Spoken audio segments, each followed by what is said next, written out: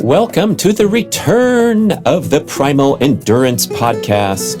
This is your host, Brad Kearns, and we are going on a journey to a kinder, gentler, smarter, more fun, more effective way to train for ambitious endurance goals. Visit primalendurance.fit to join the community and enroll in our free video course. Welcome to part 2 of the 7 habits of highly successful primal endurance athletes. In the first program, we covered sleep, stress, rest, balance in the training schedule, and also making your training intuitive and personalized. So now here we go with the next 4. The next is aerobic emphasis. Endurance success is primarily dependent on aerobic efficiency. Aerobic-based building delivers by far your best return on investment and is best achieved by strictly limiting heart rate to aerobic maximum or lower during defined aerobic workouts and training periods. Stay out of the black hole and don't venture into high-intensity training blocks before you have a strong base. So if you're aspiring to do anything over a 15-minute competition, so a pure 5K runner, which most runners are not. Most runners are trying to go across the board and they do their turkey trots.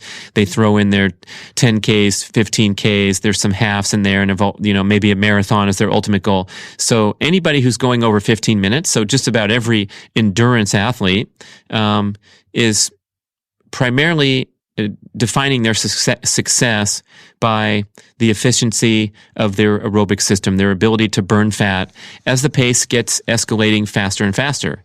And so if you want to be a pro and go to Hawaii Ironman and throw down an 8-hour, you better be comfortable and in a primarily fat-burning state when you're pedaling along the lava fields at 25 miles per hour for 112 miles in the heat. That's the difference between the U-Haul who jumps into the picture to get a few minutes of TV camera time, where they're burning mostly sugar, and they can only maintain that pace for 8 miles until they get out of town and get away from the spectators, I guess. But that's the difference in conditioning. So by far, your greatest return on investment will come from building your aerobic system, building up that fat-burning energy system, and this happens at your workouts at your aerobic maximum heart rate or below, and well below, like we just said. So walking, pedaling the bike over to the farmer's market and filling up your basket with vegetables and coming home. All that low-end stuff builds your aerobic system, improves your ability to burn fat, all the way up to that magic number, Dr. Phil Maffetone's maximum aerobic heart rate, which is 180 minus your age in beats per minute. So if I'm a 50-year-old guy, 180 minus 50, 130 beats per minute is my aerobic maximum heart rate. It should feel very, very easy and very comfortable to operate at that intensity level. And it can be so easy and comfortable that it's a little frustrating because you've become accustomed to training at higher heart rates where you're really getting that buzz, you're getting that endorphin buzz afterwards, so you feel kind of euphoric because you pushed yourself a little bit. And that's what we call the black hole, because if you go into that zone day after day after day, you're going to stress the heart, you're going overstress the heart and increase risk of disease factors if you do it for years and years. And you're also going to overproduce stress hormones and lactic acid in the bloodstream. It's going to be more difficult to recover, and especially when you abuse that fight or flight response, because when you do a workout at 80%, 85% of max heart rate, whatever you want to call it, a tempo workout or something, it's a stressful event to the body.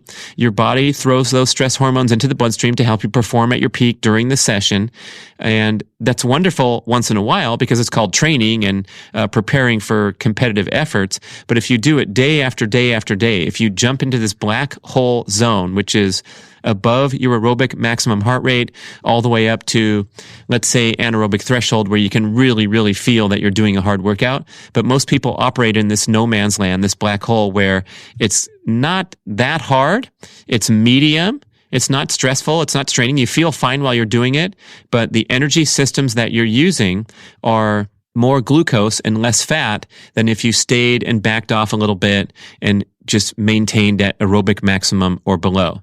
So aerobic maximum, that's where you're putting out you're burning the most fat, most percentage of fat to glucose, and that's where you can get the most benefits.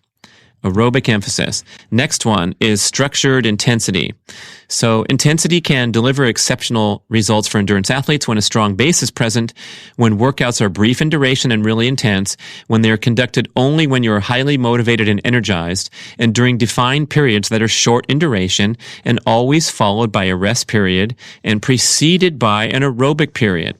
So this is the part where I think the recent trend toward hacking the game of endurance and doing these quality, very specific, high intensity workouts instead of just putting in what people call junk mileage. This is where it's extremely misunderstood and abused. First of all, we have 60 years now of track record for the world's leading endurance athletes in every single sport. The world record holders, the Olympic gold medalists, got there by doing high volume aerobic emphasis training. So Michael Phelps, with his 25 gold medals and 2 DUIs, he's got hours and hours per day of swimming that led him to his victories in events lasting 2 minutes, 4 minutes, at the most.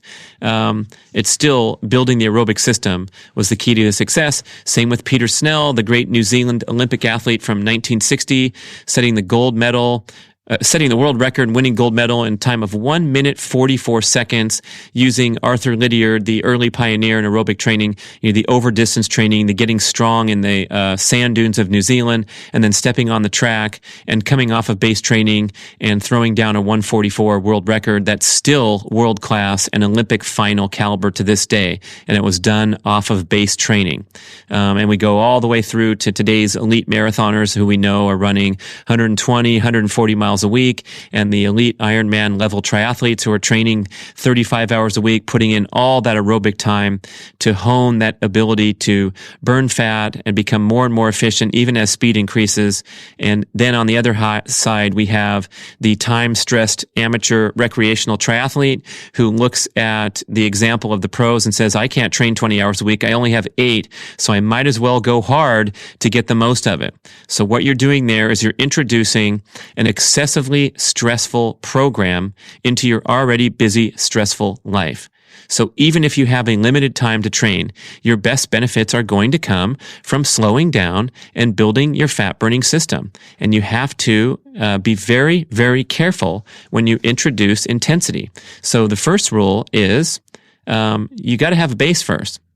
You have to be efficient aerobically before you even think about high-intensity workouts as an endurance athlete. What's a good base?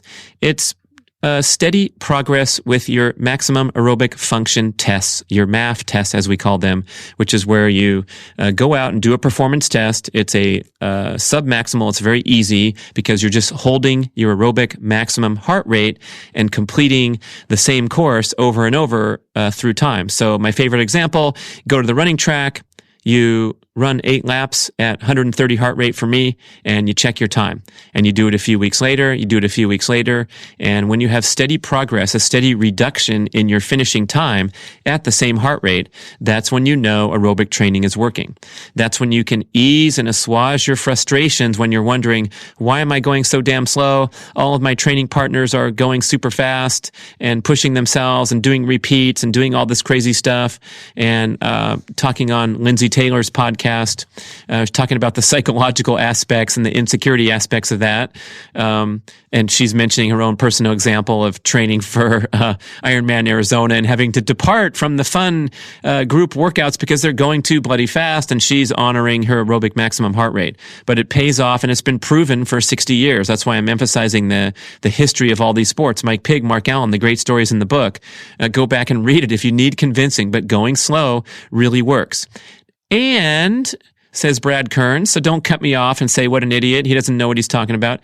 It also works to go hard and get going and push yourself and challenge yourself and simulate race conditions. Like if you're doing an Olympic distance triathlon and you're trying to go 2 hours and be a competitive amateur, yeah, you're going to go out there and try to hammer some bike rides and do some enthusiastic runs and things like that. So there's a time and a place for intensity. That's what I'm trying to say. It's very, very valuable and very effective when you do it correctly. And it's very destructive when you do it incorrectly. So first, you have that base built.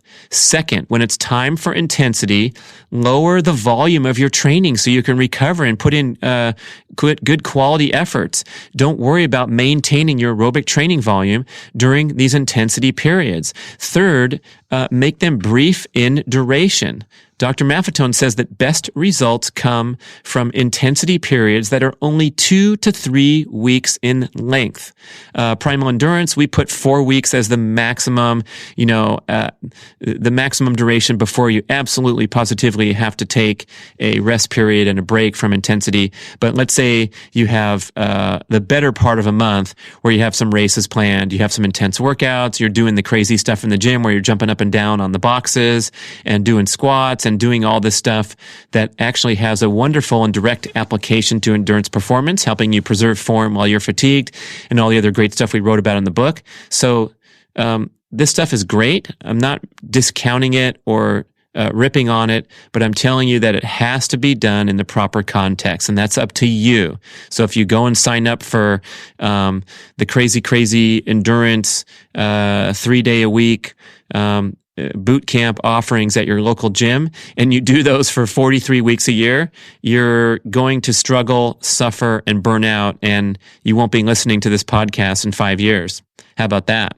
So if you're looking for longevity, if you're looking for the ultimate potential in your peak performance, not hacking to a little bit below your potential faster, but being patient with the process of aerobic development and going steadily over time.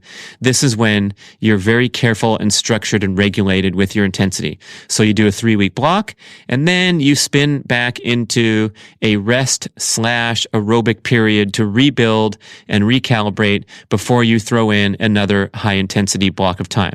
And this should be how your entire competitive season looks. So you have that aerobic base building period to begin the year, at least 8 weeks, preferably 12, maybe 16, maybe an entire year if you're a real mess and you're burnt out. We talked to Debbie Potts about that phenomenon where she was going super strong for 11 years, did 15 Ironmans, including 6 Hawaiis, and then fell apart and has taken years to try to regain her health because she was on such a wave. So we have that base period.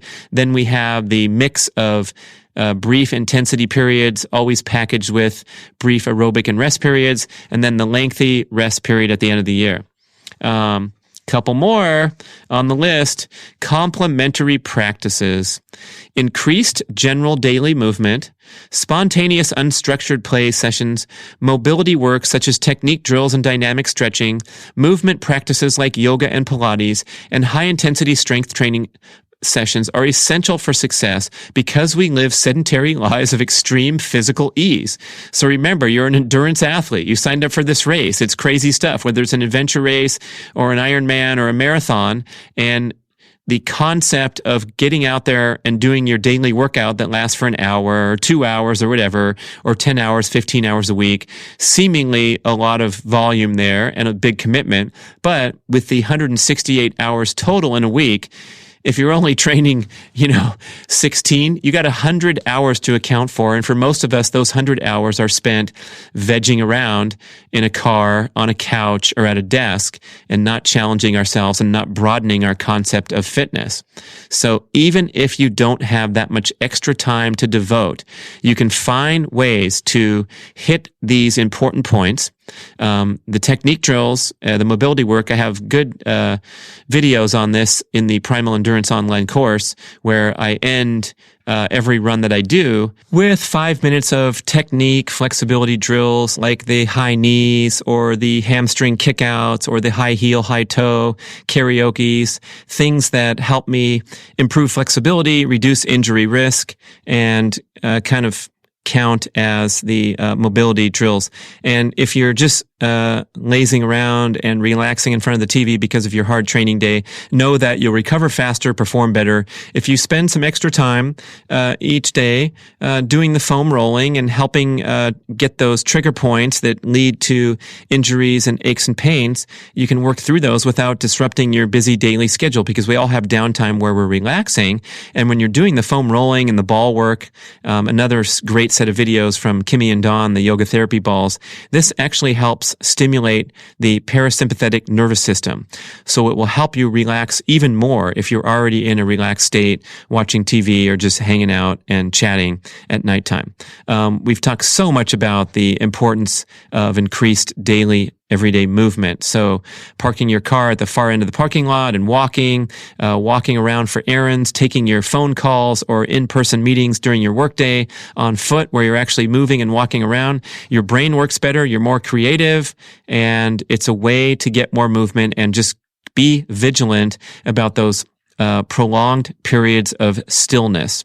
That's why we are so big on the stand-up desk scene, because you can kind of fidget around and swing your legs around and do some stretches and things that are a little more difficult when you're just locked into a chair at your desk. So make the effort to get into those complementary practices. Remember Kelly Starrett saying that for endurance athletes, 15 minutes of every hour of your training should be spent on mobility, flexibility. That's an amazing chunk coming from the world's leading expert on this stuff, but asserting just how important it is and how it will allow you to preserve good form while you're fatigued, prevent injuries, and get the most out of your body so that you don't have to report.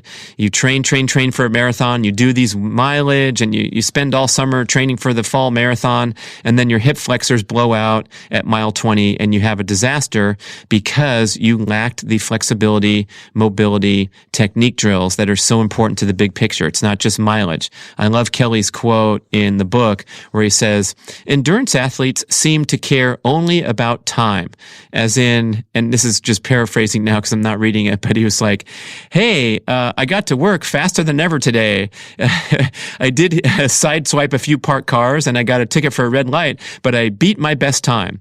And to put that analogy over into your workouts, where we're all enjoying logging the hours, logging the miles, seeing that we do better, and we're putting up more hard work and quantifiable stuff, but the quality or the approach that you use to doing it also needs to be considered. So don't sideswipe the parked cars or run a red light. That would be akin to getting injured or perhaps even exceeding maximum aerobic heart rate in an undisciplined manner over time.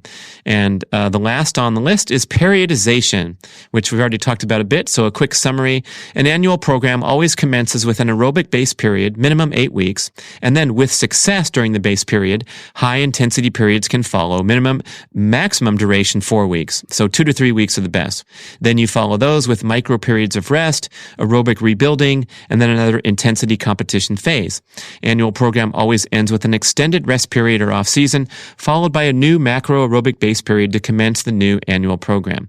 This overview offers plenty of flexibility, but you have to respect the need to engage in blocks of specific training focus as an immutable law of endurance training.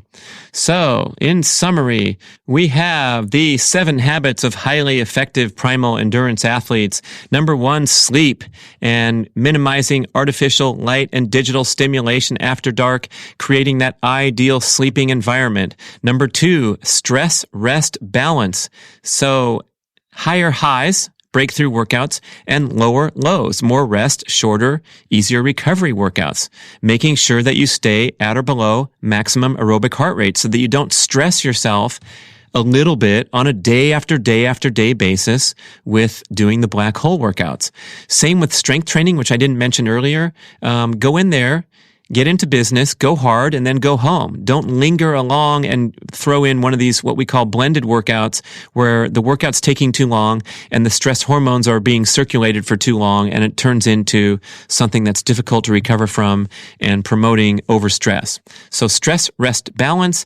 Number 3, intuitive and personalized. Your training schedule is sensible, intuitive, flexible, and even spontaneous instead of regimented and preordained. Take what your body body gives you every day and nothing more. Number 4, aerobic emphasis. So your success in endurance sports, anything 15 minutes or beyond, is hugely and primarily dependent on your aerobic efficiency, your ability to efficiently burn fat, even as the pace escalates up to your race pace. And your by far greatest return on investment is to put in those workouts at your maximum aerobic heart rate or below. Next is structured intensity. So the intensity can make huge and quick fitness breakthroughs for you. Sprinting, strength training, and also the interval training and the race-specific training that we're doing. But these workouts have to be carefully structured on the heels of successful base building. The duration of an intensity training block ideally is 2 to 3 weeks, maximum 4 weeks, no matter what, and then have some rest period after. And again, doing this hard stuff when your body's ready and willing. So just because you're in an intensity training period and you only have 3 weeks to do it because Primal Endurance recommends no longer than that, and you miss a day because it's raining or because you got called on a business trip, too bad. Just wait till the right day. And if you're not up to it, delay the intense workout until you're really feeling great. Tons of flexibility inside these structured parameters of periodization. Next, complementary practices. Increase general everyday movement. So everything counts as a workout. Walking to the mailbox counts. Walking from the parking lot and taking the stairs up to the 7th floor instead of the elevator. All this stuff is actually developing your aerobic system and is very healthy and contributory to endurance training success. Remember my cruise ship analogy that I talked about in a couple other podcasts. Even the very lowest end of energy production, such as a walk, is still being used when you're hammering out there at race pace. Other things are play sessions, mobility work, technique drills, dynamic stretching, yoga, Pilates, all that stuff, complementary practices, and all the recovery practices that we talked about in the book, like cold water therapy and so forth. And finally, periodization. So you want to have some structure. You're going to be intuitive and spontaneous inside the structure, but you need to start each year with an aerobic base period. Then you introduce intensity and competition periods and short duration blocks, always balanced with an aerobic and a rest block afterwards. And finally, an off-season rest period, an extended rest period where you not only greatly reduce your training, but also thinking about training and stressing and worrying about squeezing workouts in. So you have an off season to be a normal person again, socialize with normal people, maybe not even athletes, maybe find some other people and enjoy it, and then get that chomping at the bit sensation when it's time to get back into training and goals for a new season. So thank you for listening to the 7 Habits of Highly Effective Endurance Athletes. Remember, go to primalblueprint.com/endurance to write your questions for the show, or give me any kind of feedback you like there in that convenient form. And also take the time, if you can, to write a review for this show, like on iTunes or Stitcher, wherever you get your podcasts, YouTube if you're watching the videos. It really helps spread the word and attract other people to the program. But I sure do look forward to hearing from you, especially with suggestions or things that you like to see covered on the show. The Primal Endurance Podcast is your host, Brad Kearns. I hope you enjoyed this episode and encourage you to check out the Primal Endurance Mastery course at primalendurance.fit. This is the ultimate online educational experience where you can learn from the world's great coaches and trainers, diet, peak performance, and recovery experts, as well as lengthy one-on-one interviews from several of the greatest endurance athletes of all time, not published anywhere else. It's a major educational experience with hundreds of videos, but you can get free access to a mini course with an ebook summary of the Primal Endurance approach and 9 step-by-step videos on how to become a Primal Endurance athlete. This mini course will help you develop a strong basic understanding of this all-encompassing approach to endurance training that includes primal-aligned eating to escape carbohydrate dependency and enhance fat metabolism, building an aerobic base with comfortably paced workouts, strategically introducing high-intensity strength and sprint workouts, emphasizing rest, recovery, and annual periodization, and finally, cultivating an intuitive approach to training instead of the usual robotic approach of fixed weekly workout schedules.